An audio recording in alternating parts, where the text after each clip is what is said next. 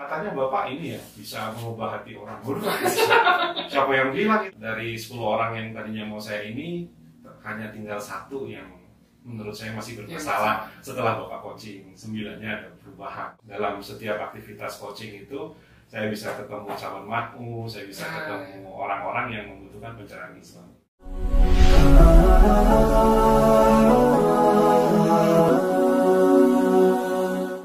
Bismillahirrahmanirrahim. Assalamualaikum warahmatullahi wabarakatuh. Alhamdulillah wassalatu wassalamu ala rasulillah. Salam juang kebaikan. Pejuang dimanapun Anda berada saat ini kembali bertemu dengan kami dalam podcast Pejuang Kebaikan. Bersama saya Taufik Hidayat. Dan alhamdulillah kali ini kita bertemu dengan seorang coach yang insya Allah sudah banyak orang mengenal di kota Bandung terutama ya.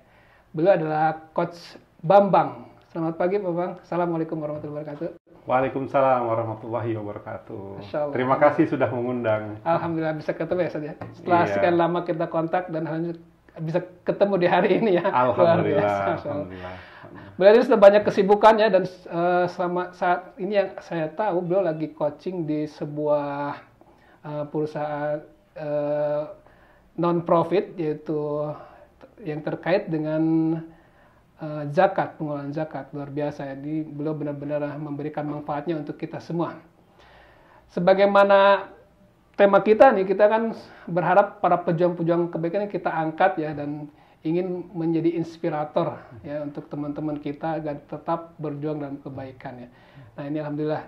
Beliau ini salah seorang coach yang sudah banyak juga memberikan manfaat. Saya juga mendapatkan manfaatnya ya. Memberi coaching bagaimana mengelola pembinaan, bagaimana mengelola keuangan termasuk juga ya, dan mungkin di perusahaan-perusahaan yang sudah terkenal sudah mengenal beliau ya.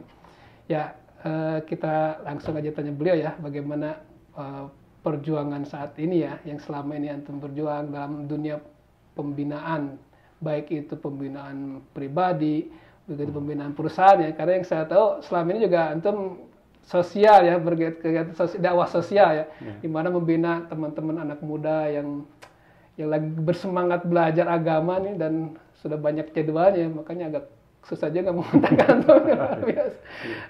Bagaimana kabarnya nih saat ini nih? Iya, kalau aktivitas sekarang ya di sela-sela coaching kita sambil menawarkan gitu ya program pembinaan kepada karyawan-karyawan yang ingin belajar Islam lebih dalam gitu ya. Nah, jadi kita di situ akhirnya mengadakan juga mentoring Islam di perusahaan-perusahaan yang kita pegang gitu ya, seperti itu. Karena itu kan suatu kesempatan ya, ketika kita sudah menjadi coach di perusahaan itu ya kita tawarkan juga gitu ya, barangkali ingin karyawannya juga dibuat lebih soleh. Itu gitu tentunya ya. Non-profit ya Ustaz ya? Iya, seperti itu. Ini sisi kebaikan yang ingin saya angkat ya Ustaz ya. Beliau ini coach profesional secara perusahaan. Cuman beliau meluangkan waktunya untuk membina personal perusahaan itu biar lebih baik ya secara pribadi ya. Luar biasa. Ini berapa banyak yang sudah pernah di coaching yang personal atau perusahaan dulu Ustaz? Berapa banyak perusahaan? Iya, kalau ya qadarullah sampai hari ini sudah sekitar 100 perusahaan lebih ya. Tepatnya 103 ya. Yang sudah menggunakan jasa coaching dari saya gitu ya dan Invis Coach gitu ya. Ya memang perjalanannya cukup lama sih dari tahun 2005 ya, 2005. 2005 ya, sekarang 2002. Ya, 17 tahun. 17 tahun ya, seperti itu. Jadi memang sudah banyak gitu ininya gitu ya, kliennya lumayan gitu ya.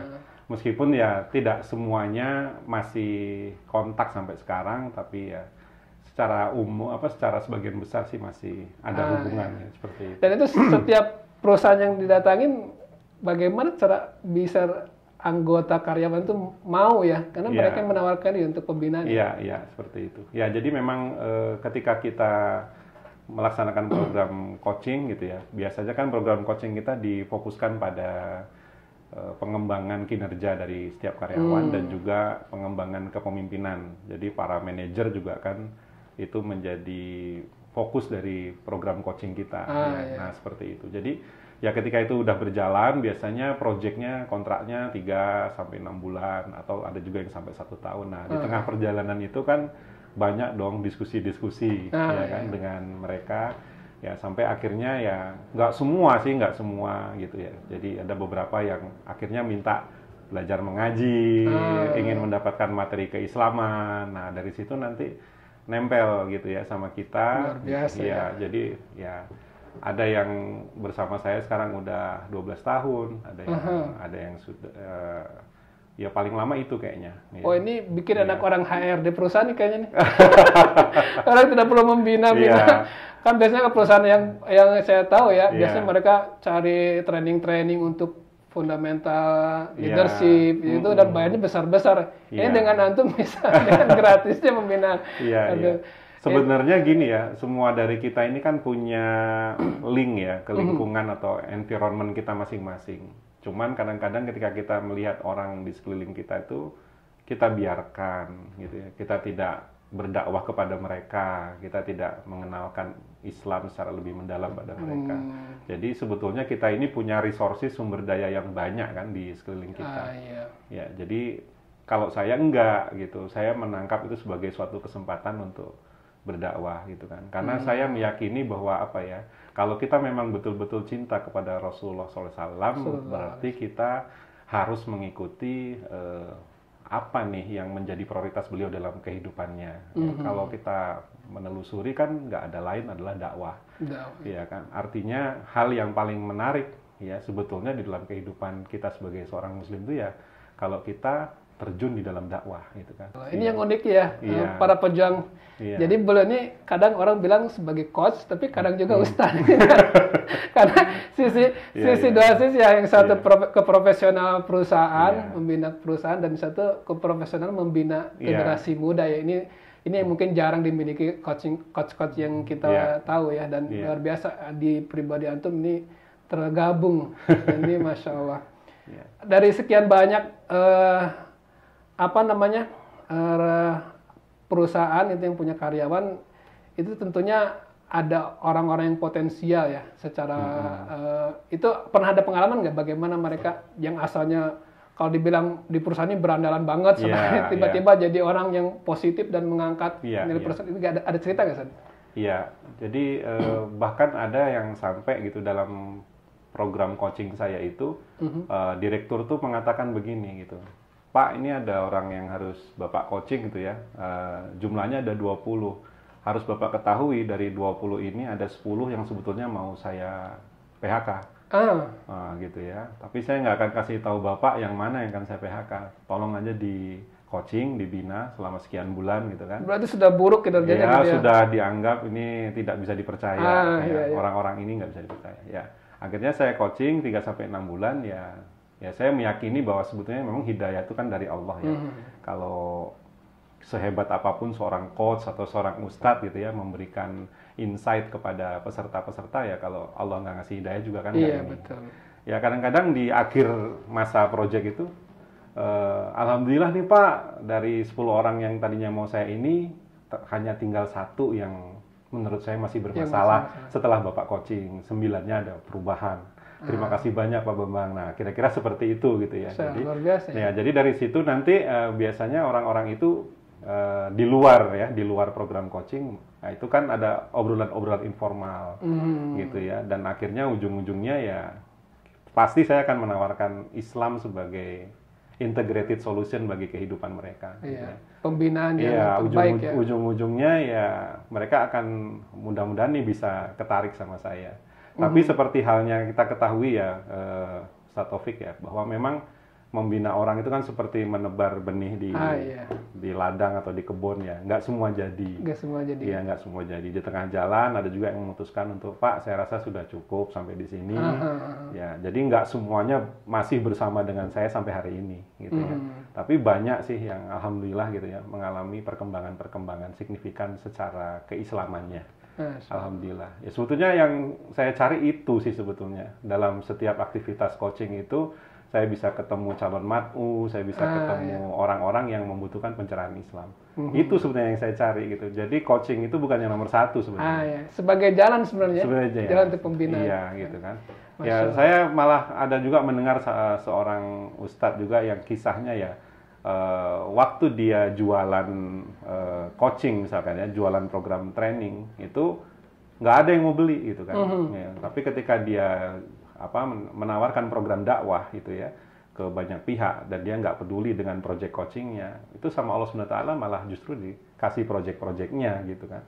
Project coachingnya dikasih gitu. Jadi ketika kita fokus dakwah sebagai panglima, dakwah sebagai yang pertama gitu tujuan kita, maka project-project dunia itu akan mengikuti. Ini menarik ya. Insya Allah itu. Insya Allah. Jadi ketika membalikkan tujuan yang utama dan gitu. posisi utama itu sisi lainnya mengikuti ya. Dan ini terbukti ya. Betul. Iya. Jadi kualitas pekerjaan kita itu sangat bergantung pada niat kita ya. Kalau niat kita nggak besar, tujuan kita bukan Allah SWT ya, biasanya sih hasilnya juga kecil-kecil juga. Seperti itu. Jadi kita targetkan posisi utamanya dakwah, kemudian sisi lainnya itu mengikuti ya. Iya, seperti itu. Dari beberapa perusahaan ada nggak kesaksian dari pemimpin perusahaan yang merasa wah ini luar biasa gitu? Saya pernah diundang oleh sebuah perusahaan yang menyatakan bahwa katanya Bapak ini ya bisa mengubah hati orang. Waduh, siapa yang bilang itu? Bukan penyihir tapi. Iya. Ada klien, ada rekanan saya yang bilang, oh enggak, saya itu adalah wilayah Allah SWT. Saya bilang. Saya cuma ngobrol, diskusi dengan mereka, coaching gitu ya. Kalau akhirnya mereka berubah gitu ya, itu adalah dari Allah SWT. Jadi kita punya niat jadi memang, mereka ya. Jadi memang seringkali ya diundangnya saya oleh perusahaan-perusahaan klien itu lebih kepada dari mulut ke mulut sih memang kadang-kadang. Iya. Jadi mereka pikir ya project saya, coaching saya efektif di rekan-rekannya. Kayaknya ini harus dicoba juga di perusahaan saya. Nah, seperti itu. Ya ini mah semua takdir Allah. Bukan saya yang hebat, Allah yang maha besar yang. Tapi sudah ada kesaksian orang bilang antum bisa merubah hati orang. Oh, berat. Berat sebenarnya. Sebenarnya itu dari antum berbisnis sebenarnya karena niatan kita ingin merubah orang dan tentunya Allah sendiri yang mengubahnya. Siapapun coach yang diundang mau sebesar apapun harganya, setinggi apapun harganya, kalau Allah nggak ngasih jalan buat orang ini berubah yang nggak bisa juga. Masya Allah, luar biasa. Ya, jadi pejuang inilah sebuah aspirasi buat kita ya, bagaimana ketika kita menjadikan tujuan utama sebagai hal yang utama, maka hal-hal yang lain akan mengiringi ya. Dan kebaikan itu menjadi poin penting kita untuk disebarkan.